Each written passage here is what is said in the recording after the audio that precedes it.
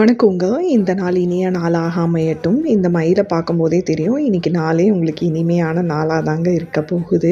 செடிகளுக்கெல்லாம் ஒரு ஹாய் சொல்லிட்டு, நான் கோதுமை தோசை ஊத்துறதுக்காக வந்துட்டேங்க.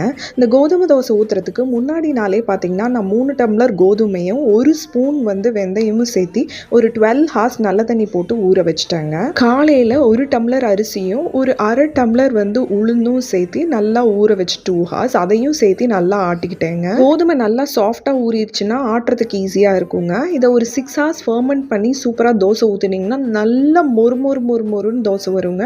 அரிசி மாவு தோசை மாதிரியே இருக்குங்க. நீங்கள் கோதுமை மாவு போட்டு பண்ணுறதுக்கும் கோதுமையை ஆட்டி பண்ணுறதுக்கும் நிறைய டிஃப்ரென்ஸ் இருக்குங்க. இது செம்ம டேஸ்ட்டாகவும் இருக்குங்க.